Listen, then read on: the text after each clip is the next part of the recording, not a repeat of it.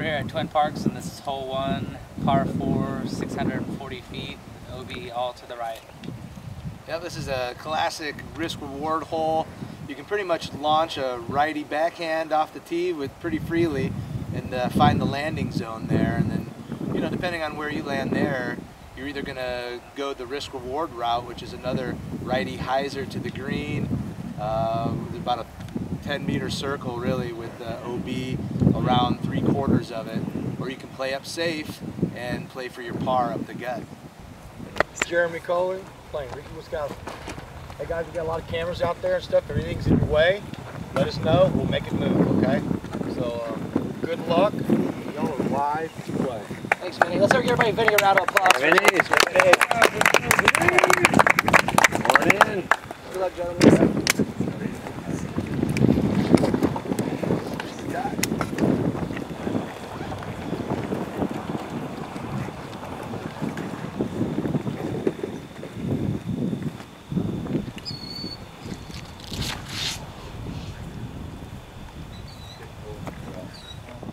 That's the face of desperation right there. Yeah, you don't want to be that close to that OB line. It's all about inbounds on this shot, and yeah, red flag. Ouch, his feelings got hurt. So now Cale just got to get this inbounds.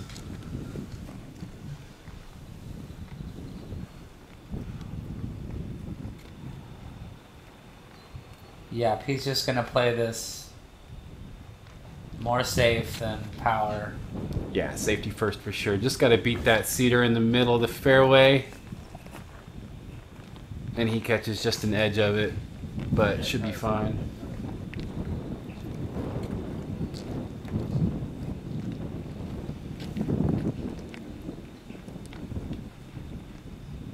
I'm not looking for any safety here from Ricky. Good move. Just boom. That is way out there. And you know, on this shot, distance isn't really as big of a premium as it is placement. Just got to get it in bounds. Most of these players can get to the green in the second shot. Now Dave's going to be shooting circle 3 from just maybe 80 feet in front of the tee box. That's the shorter tee box there you see. Yeah, and he can't get to the green from there, so he's just going to put it up there in the fairway and hope for something special to happen on his 4. He can get up there on the green from there. He's just playing for the 5 now. Cale's most likely just going to play this off left as well. Be safe. Guarantee his 4, win the hole. Yeah, it's pretty much get this anywhere close in bounds, and he's going to go 1 up in his match with Dave. Just got to clear those trees that guard the line. And he's done just that.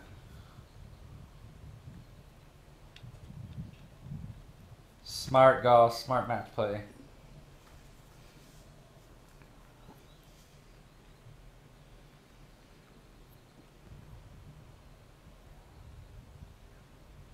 And now it's going to be Jeremy from about the same distance, even though he's a little further up the fairway. He's a little left, so it's about the same distance, but he's got a little more of them trees to clear on his line. And he's actually trying to put it there. Yeah, he's got to play it a little tighter, knowing Ricky's still to throw. And the trees play plinko with it. Fish tells us out of bounds.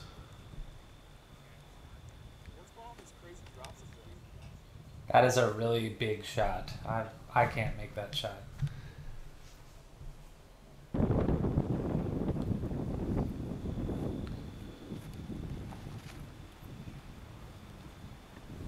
Ricky knows Jeremy's out, so he's just playing safe like Cale did last time, and he's good. Just a little upshot, easy 4.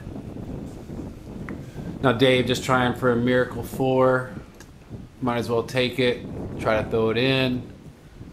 Fish tells him he didn't make it. He's trying to just get up on it, get his 5. Yeah, and just make Cale work and earn it. He's going to do an optional rethrow, just loosen up the arm on a Sunday morning. And just kind of shows everybody he can make that throw.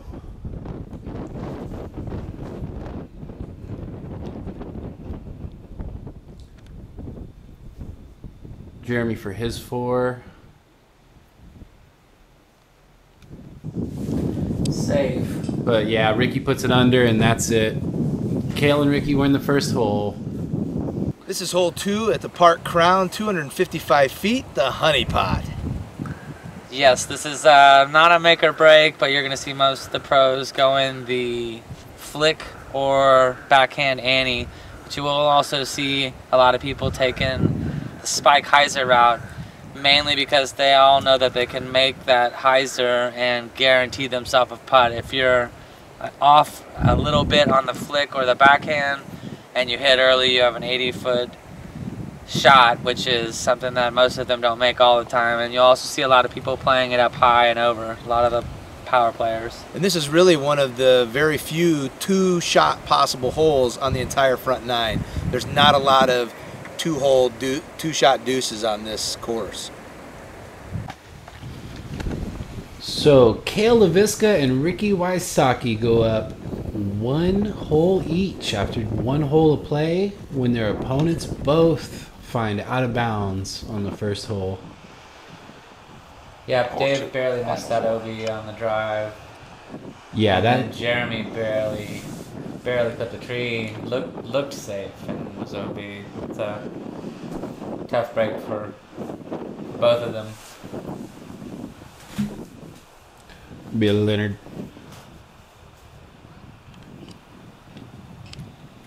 Cale is going with the sky hyzer route over all the obstacles. I had never seen this shot until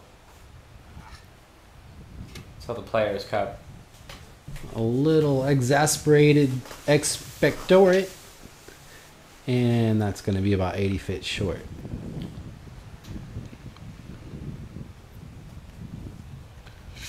Dave's same route. Cale had the distance, he just was left. Dave's going to be a little bit short, but definitely better off.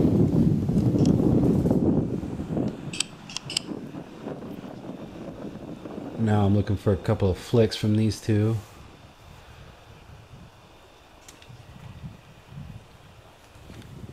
Ricky goes skinny line, rolls it up.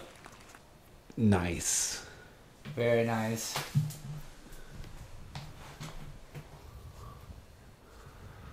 Jeremy with a tough act to follow goes the big route. Near ace. Much the same result. That's a beautiful thing there. So that'll go bird. Cale from about 80 feet left. He's looking to give a half run, half layup. Most of these guys don't really want to go too hard at any one of these baskets because out of Twin Parks it's always windy, and so Dave's going to probably give this a good little floater step putt. And then, but more than anything, he wants his mistake to be that it's slow enough to make a comeback.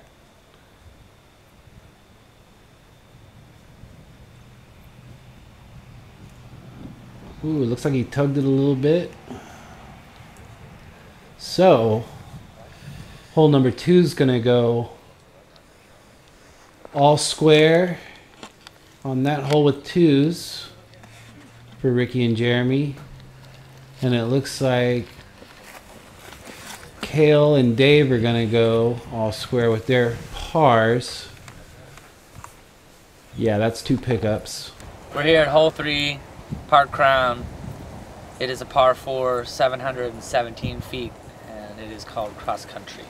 Yeah, but it's one of the better par 4s out here in the fact that you've got a little bit of a strip fairway, but it allows you to totally get off on a solid drive, both righties and lefties. There is a aiming triad that's right there at about the 350-foot zone. you really do, for a right-hander, want to finish off to the left to set yourself up for that next shot and the potential birdie. Yeah, absolutely. And then this is also one of the better holes too, because when you get out here and you do get that shot, you're looking at a 300 to 325 foot shot that you've got to navigate through some really great oaks down there at the end. You'll see a sidearm guy crank one around the left side and try to play that safe route or the higher percentage route, but if you don't necessarily have that sidearm, then you really have to execute an excellent shot to get the birdie. Yep, nothing's guaranteed on that second shot because of those trees, and therefore it requires power and accuracy. Now let's go to Three's Fairway and get a wind update from Steve Dodge. About a 10-mile-an-hour headwind for the guys. Shout out to Steve Dodge, great guy, Vibram. Hardest working man in disc golf. Oh, and that's given out just a little early. Yeah, that's going to be a tough upshot. A really tough 3 from there. Yeah, you see where that lands right there next to where you see the spotter and Steve Dodge himself.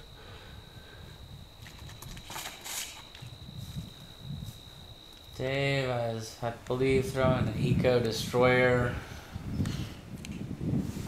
Yeah, he's not happy with it, but that's not too bad. He's just on the wrong side of the fairway. You want to be on the left side of this fairway coming into this green.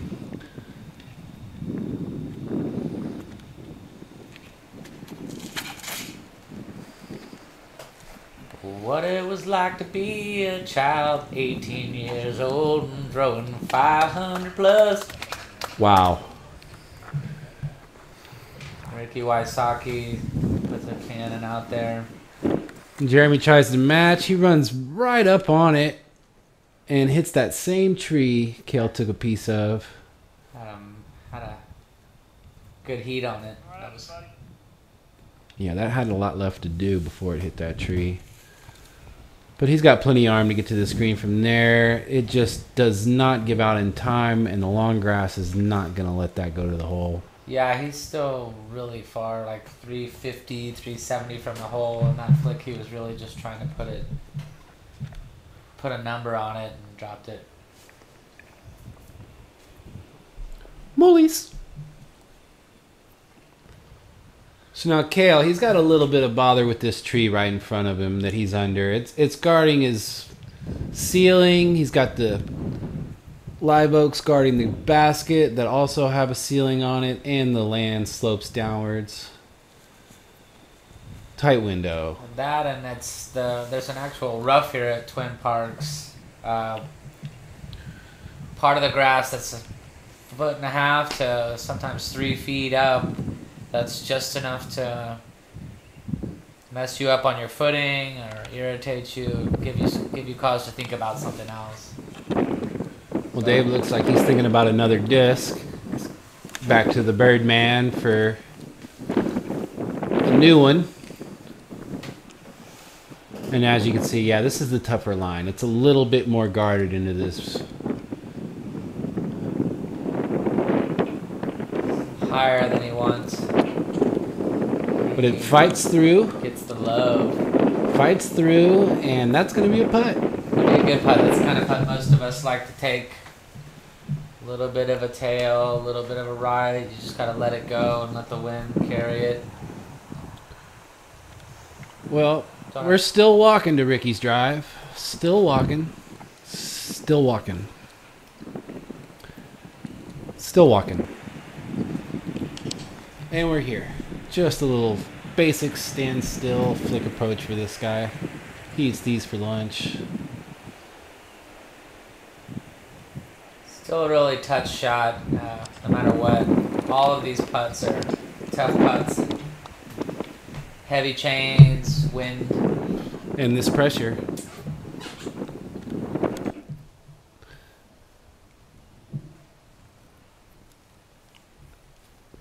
Cale knows Dave's close. Just got to make sure he gets his 4. And so here comes Big Germ for the 3.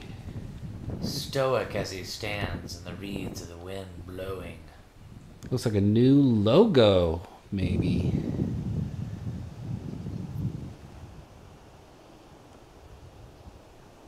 Wow. Good speed, good height. Good bid. Good bid from there. And so now, to get all square in his match with Cale, this for a 3 bird.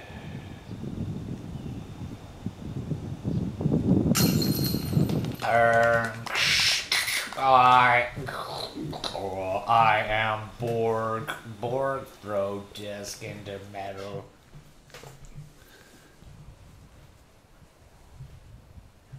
Now Ricky for his 3. Oh, what I like to call the handkerchief. All right, we're on.